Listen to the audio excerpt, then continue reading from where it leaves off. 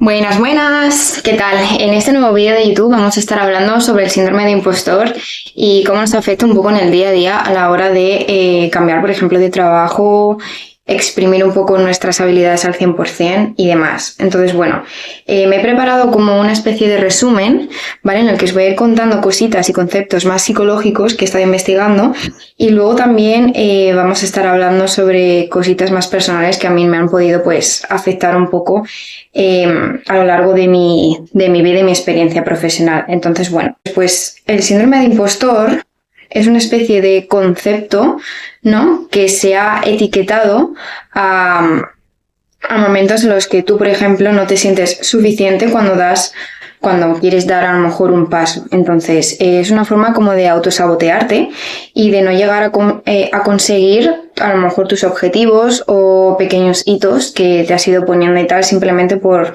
inseguridades o, bueno, a lo mejor hay otra serie de condicionantes, ¿no? Entonces, bueno, el caso es que cada uno se tiene que sentar un poco a analizar qué puede ser lo que le está pasando. La pregunta que nos tenemos que hacer realmente es ¿cuántas veces hemos visto una oferta de trabajo o un proyecto en el que he querido participar y no he llegado a dar el paso simplemente por alguna inseguridad de que no cumplía cierto requisito o no cumplía, pues, algún conocimiento específico que pedían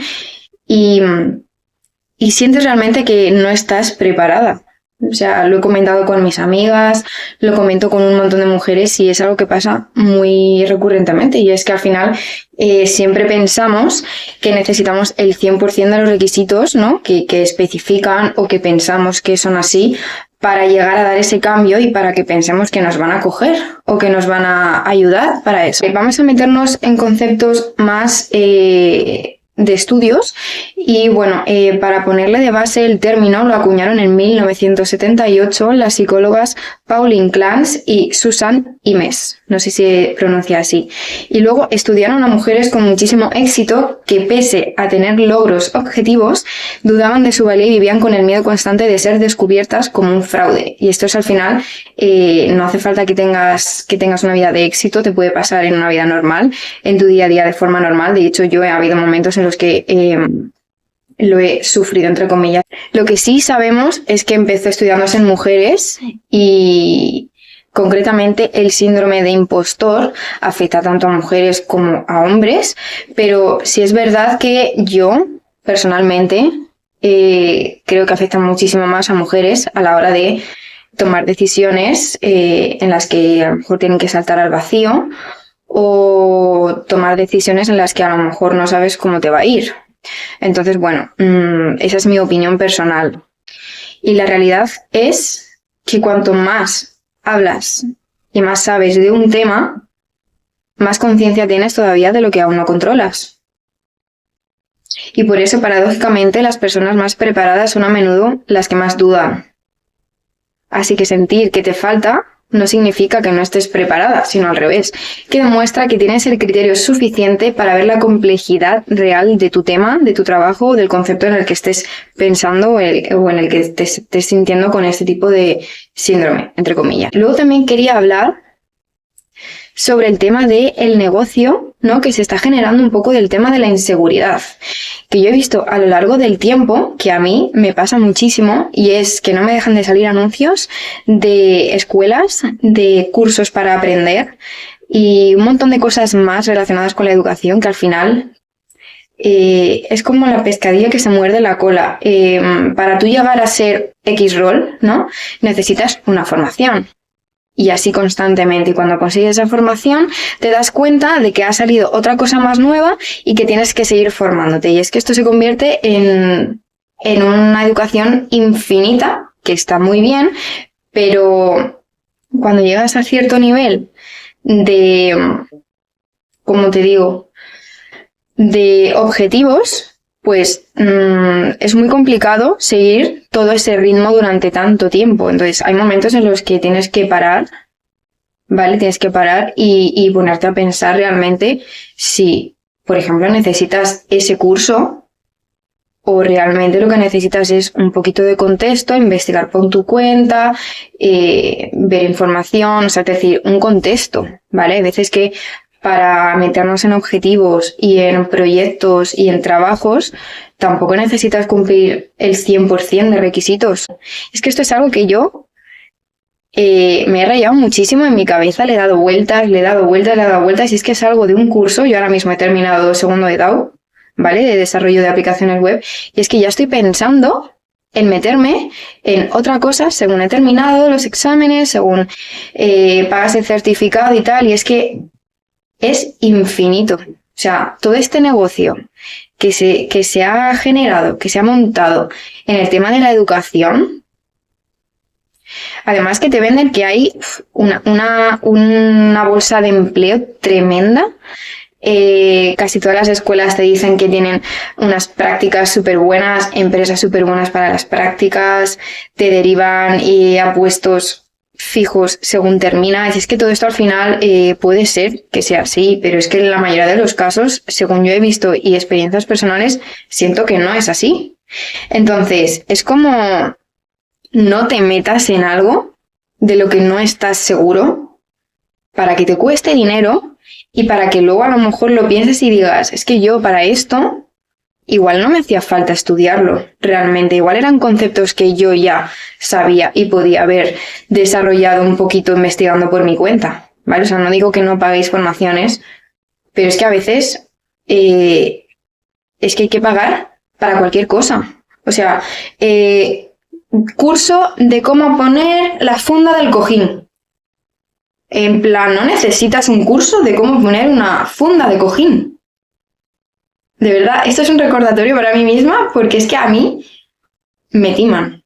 O sea, a mí me roban, ¿vale? Con el tema de las formaciones.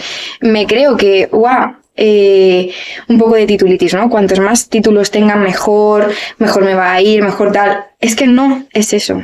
Es que no tiene que ver con eso. Y es que me estoy dando cuenta ahora que no tiene que ver con eso. Tiene que ver con que tú te muevas, que investigues, que te pongas en contexto de las cosas, obviamente que no te las inventes, ¿no? Que investigues bien. Hay muchísimos recursos ahora de internet, inteligencia artificial. Es que además haces una pregunta concreta y ya tienes esa información. O sea, no hace falta tampoco volverte loquísimo, ¿vale? Buscando en internet. O sea, es que tienes IAs en las que le haces una pregunta y te responden exactamente a lo que tú estabas preguntando. Es que realmente nos tenemos que hacer esta pregunta. O sea, estoy aprendiendo esto, / el curso en el que me he apuntado, por miedo a no ser suficiente, ¿vale? O es que realmente me acerca al objetivo o el tipo de perfil profesional en el que yo quiero estar o ser o optar, ¿vale? Entonces, es una pregunta que nos tenemos que hacer.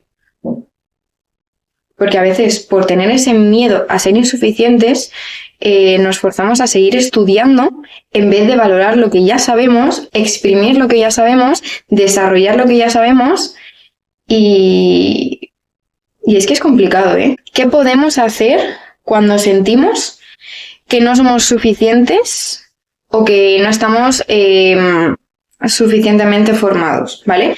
Me he apuntado 6 cosas muy básicas, ¿vale? Que no te van a solucionar la vida, pero sí que a lo mejor te puede ayudar a reflexionar un poquito mejor y saber un poco a lo mejor la experiencia que ya tienes, ¿vale? Para indagar más, profundizar más en esa experiencia. Bueno, el primer punto, para salir un poco de ese bucle, es hacer un inventario real sobre proyectos o objetivos que hayas logrado, ¿vale? A lo largo del tiempo. Por ejemplo, escríbelo en un papel. Yo, por ejemplo, he combinado a lo largo de mi vida muchísimos proyectos personales que envuelven creación digital, un poco más audiovisual, no súper avanzado, pero bueno, básico, con After Effects. También he combinado algo más con artesanía, por ejemplo, creación de velas con formas de postres dulces que son buenísimas. Lo voy a dejar enlazado en la descripción para que lo veáis. Y una serie de objetivos que me he ido poniendo a lo largo del tiempo en los que yo sí que siento que haya crecido. Entonces, sé que no todo el mundo puede hacer eso, además de tener un trabajo de 40 horas. Entonces, por muy pequeño que sea algo que hayas conseguido, lo apuntas, ¿vale?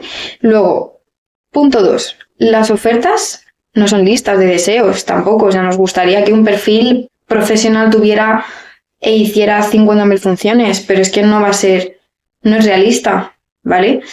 Entonces, bueno, este es otro tema ya aparte de empresas que habría que comentar directamente con algún empresario, porque yo la verdad que me fijo en las listas de requisitos para buscar cualquier oferta de trabajo en el mundo de la creatividad y del diseño, y es que es una locura. Tienes que ser 4 perfiles en uno, o sea, tienes 4 trabajos en uno, pero bueno, lo hablaremos más adelante. Y luego al final hay que ser realistas si es que casi nadie cumple el 100% de los requisitos. O sea, siempre flojeas un poquito más de a lo mejor 2 puntos. Si a lo mejor eres más community manager, se te da bien el diseño, generas el contenido un poco más visual en Canva, pero es que a lo mejor te falta saber de publicidad, ¿vale? De publicidad en Meta. Es que al final es que son trabajos diferentes, no tienes por qué saber de todo. El punto 3 es diferenciar entre tu interior y tu exterior, ¿vale? Es decir, diferenciar entre no sé hacer esto y es que aún no me lo han pedido. O sea, no sé hacer esto ya te está como limitando, ¿vale? Hay que cambiar un poco el pensamiento y decir, esto aún no me lo han pedido, pero podré sacarlo, podré hacerlo. Si me lo piden, lo investigo, lo saco y fin. O sea, al final hay que cambiar un poquito ese lado negativo a algo un poquito más esperanzador. No pensar en lo negativo, no pensar en primero en el no, sino, bueno, de momento no. El tema del perfeccionismo. O sea, al final me gusta muchísimo tener todo controlado y cuando no tengo todo controlado siento que la información se me escapa. En los trabajos de equipo esto pasa un montón porque tú a lo mejor derivas algo y esa persona que se encarga de eso y se hace responsable ya no eres tú. Entonces tienes que confiar en lo que hace otra persona, saber sus ventajas, sus desventajas, si lo va a hacer bien, si lo va a hacer mal, si va a tener en cuenta todo el contexto, si no. Entonces es complicado, ¿vale? Pero es que este tema del perfeccionismo hay que intentar ponerte en el peor de los casos, ¿no? Y decir, ¿qué es lo peor que puede pasar si no está perfecto? ¿Qué es lo peor que puede pasar realmente? Nada. Que te digan, bueno, pues si te dicen, bueno, pues si te dicen eso, pues se cambia, no pasa nada.